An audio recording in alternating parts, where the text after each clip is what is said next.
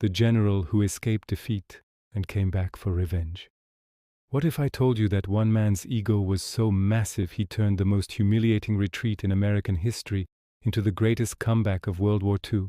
This is the story of Douglas MacArthur, a five-star general who wore custom-made uniforms, smoked a corncob pipe like a movie star, and had an ego bigger than the Pacific Ocean.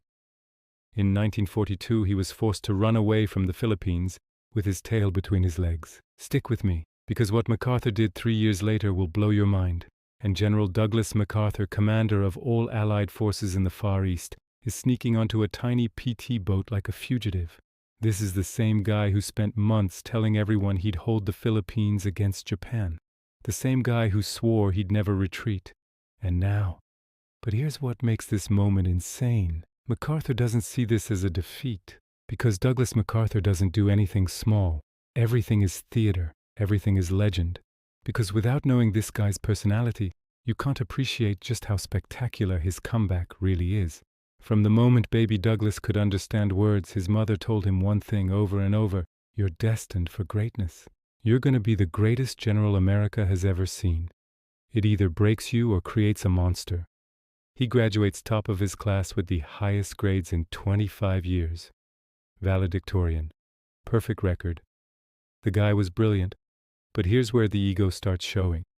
Custom-made uniforms. Refuses to wear a helmet in combat because he thinks it makes him look weak. His fellow officers think he's ridiculous.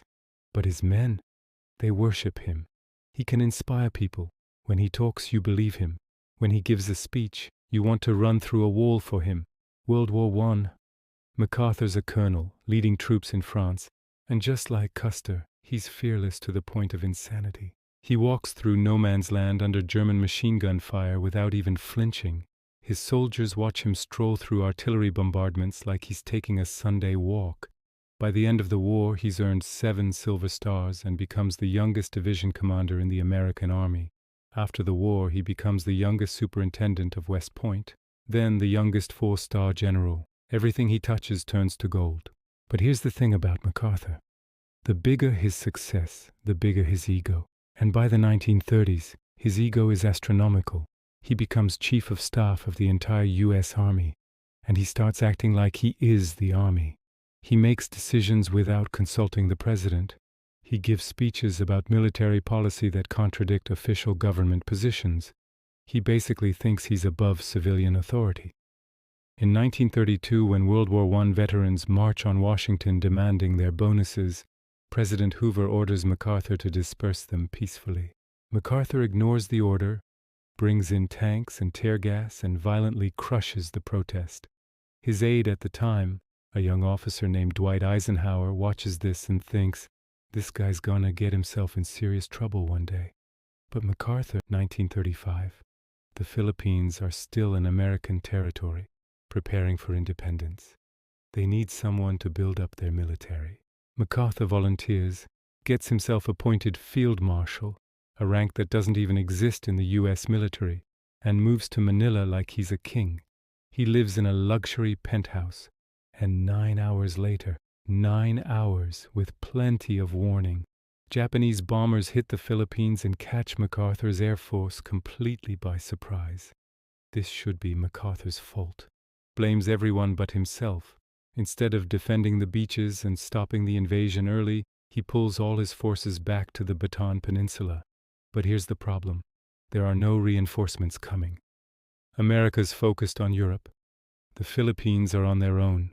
For 3 months, American and Filipino troops on Bataan fight desperately. They're starving.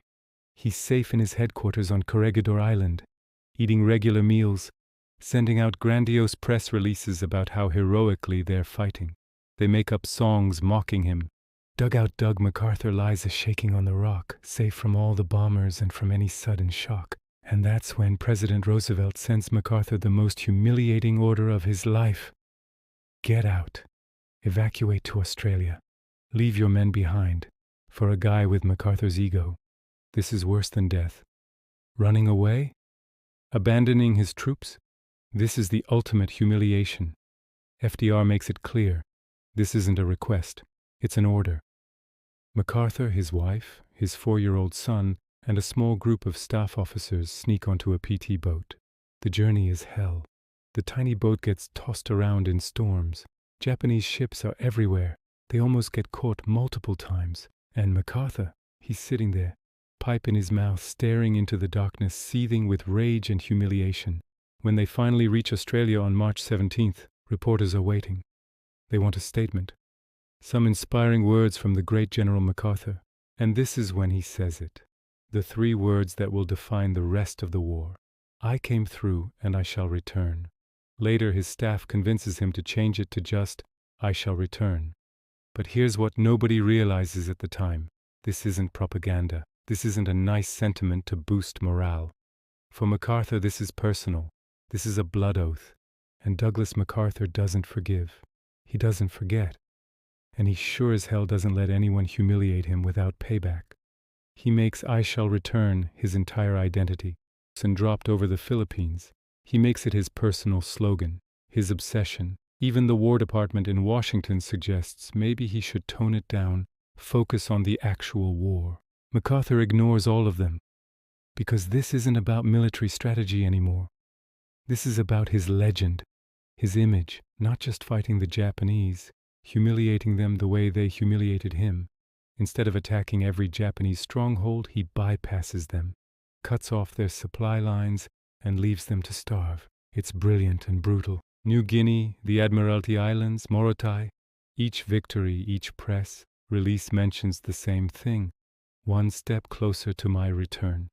And the whole time he's planning, not just the military operation, the theater of it, the spectacle. It has to be a moment. Capital letters. A moment that will be remembered forever. And MacArthur? He waits. He makes sure there are photographers positioned, cameramen ready, press reporters with their notebooks out. Then, and this is the genius part, he orders the landing craft to stop about 50 yards from the beach, in the water. His staff is confused. Sir, we can get closer. And he wades through the surf, water up to his knees, in his perfectly pressed khaki uniform, his trademark sunglasses, his corncob pipe in his mouth. Behind him, his generals are forced to wade through the water too, looking awkward and uncomfortable.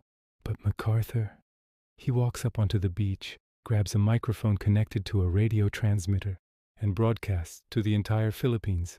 People of the Philippines, I have returned. Rally to me. Let the indomitable spirit of Bataan and Corregidor lead on.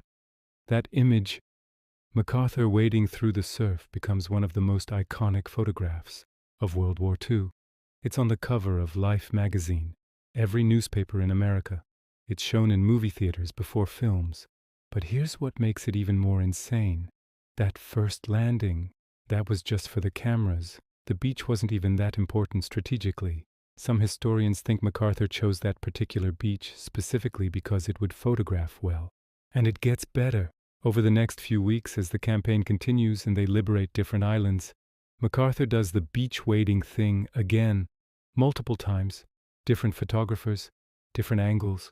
Eisenhower, fighting in Europe, hears about it and rolls his eyes. Even some of MacArthur's own staff think he's being ridiculous. But MacArthur doesn't care, because he understands something they don't. War isn't just about bullets and strategy. It's about narrative. It's about symbols and I shall return, followed by that triumphant wade through the surf, gave America exactly what it needed. A hero, a legend, a story of redemption. Manila is destroyed, and then, in the ultimate flex on September 2nd, 1945, Japan surrenders. And who does President Truman choose to accept the surrender? MacArthur.